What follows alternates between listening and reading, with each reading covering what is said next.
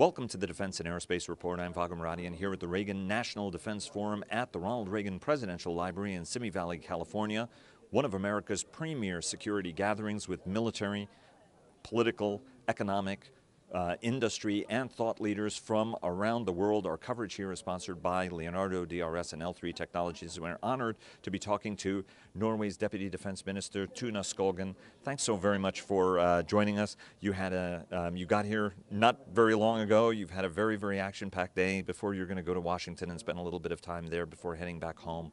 I want to ask you first, Trident Juncture was an extraordinary exercise, biggest NATO exercise since the Cold War. It was an Article 5 test where the alliance comes together to protect a northern state from aggression without mentioning any specific countries that may be involved. And it involved all 29 NATO nations as well as Sweden and Finland. So the Swedes were coming not in an invasion capacity but in an allied and friendly capacity. Just a little bit of a local joke there which fell somewhat flat. But talk to us a little bit about what were some of the lessons learned? How did it go? How is it going to shape, in part, how Norway approaches defense in the future and territorial defense, but also how the alliance is going to think through some of the defensive challenges, given the complexity of the environment, especially the defense of a country under fire, for example? Well, as you said, it was a very big exercise, and of course for Norway, also a very big operation as a host nation. We were quite pleased to see, for instance, the very substantial contribution from the US, and it has been over 20 years since the last time we saw a US carrier, for instance, off the coast of Norway. But this was all very well received. In terms of what we learned or the takeaway, to begin with, of course, this was a very good opportunity to test our own national defense plans. Also, hopefully, this was a very good occasion for NATO as an alliance to understand better the importance of the northern flank. It was also a good occasion, and I think it was very successful in demonstrating NATO unity, which of course is important by itself, and to demonstrate credible, coordinated deterrence.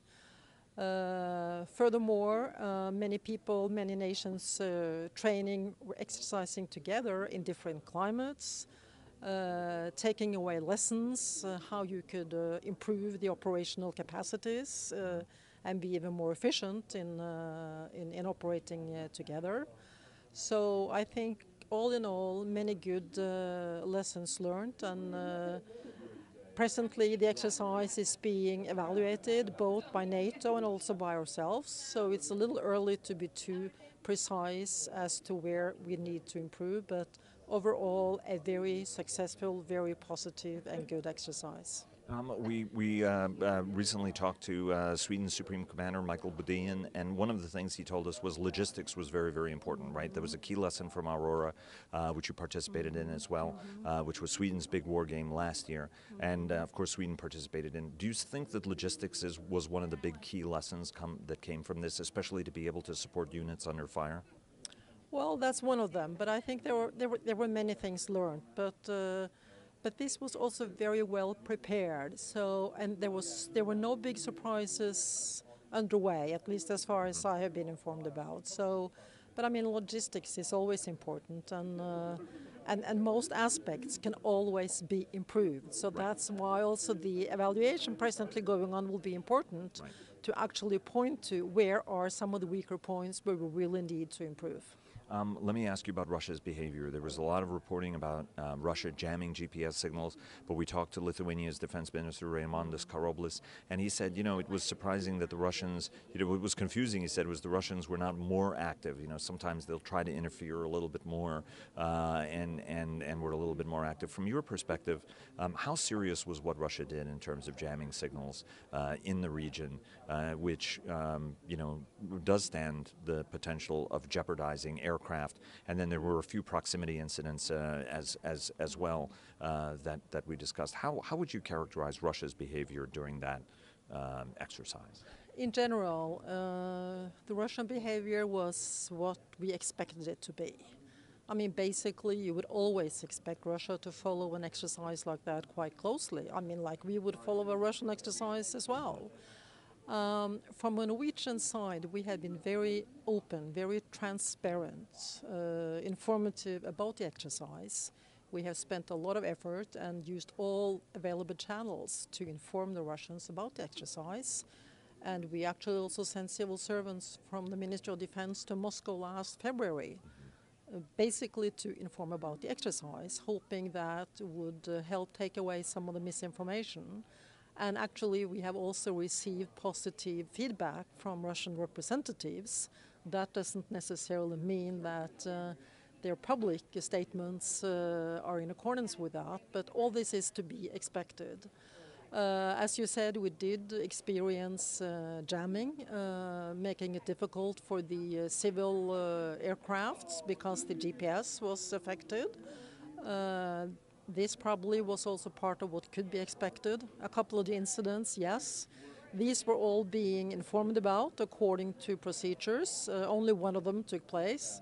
But I mean, it was an incident of the kind that it didn't hamper the exercise as such.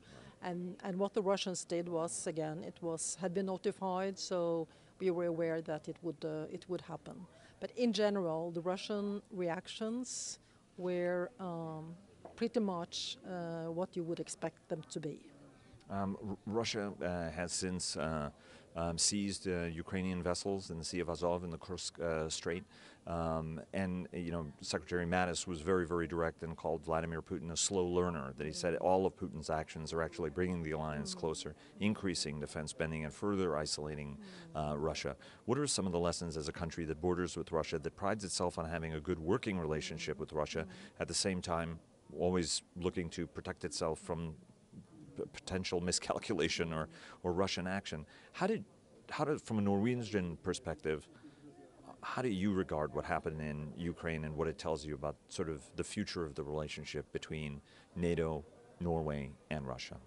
Well, our reaction was basically the same as you have seen from other allies, and I mean, supporting Ukraine and stating that the Russians should respect international treaties, international law, and should free the ships and the sailors. So I mean, that has been our reaction to this. Being a neighbor to Russia, I think we see, or has been seeing in the last few years, a stepping up of activity. They have improved their forces, they have new capacities, they have been more active, it's fair to say more aggressive as well. So we see an increased activity, and of course it's fair to say this is also a concern. So there is no comparison, of course, to what happened with Ukraine, but the fact that you have a consistently active and more aggressive Russia is part of the scene. Let me take you to the question of the relationship between the United States and Norway. Every year there is a new set of priorities. We're looking at a new year. What are some of the cooperative priorities from your perspective with Washington that you're going to be discussing with your American colleagues? Well, in general, we have a very good bilateral relationship, and needless to say, the U.S. is our most important ally. And of course also a very good friend. We go back many years, and we cooperate not only within defense and security, but basically in all areas. We have a very close relationship when it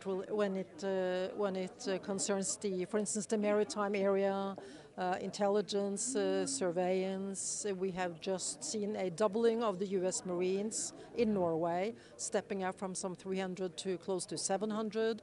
Very much welcome. We also have a very extensive bilateral cooperation in defense industry. Work closely together on that. We are, of course, now acquiring both P-8s and F-35s, bringing us even closer together, cooperating on that. So, and we share, of course, overall information and assessments of developments and challenges. So all in all, the relationship is a very good one, a very strong one, and very much appreciated.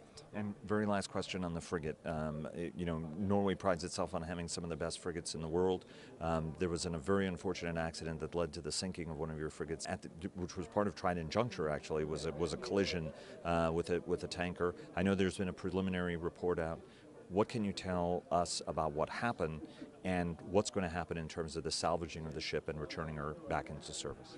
Well, I can only tell you what the preliminary report stated, which points to there being potentially a lot of unfortunate incidents, more or less coinciding at the same time. So more work needs to be done, more analysis and more investigation will be carried out before we have the answers to all the questions. We are now in the process of hopefully trying to rescue the frigate and bring it back to the base. That will enable us to have a better assessment of the damages and to what extent it is actually feasible to repair the ship or what the alternatives might be. But that is too early at this stage to have a very definite opinion on that.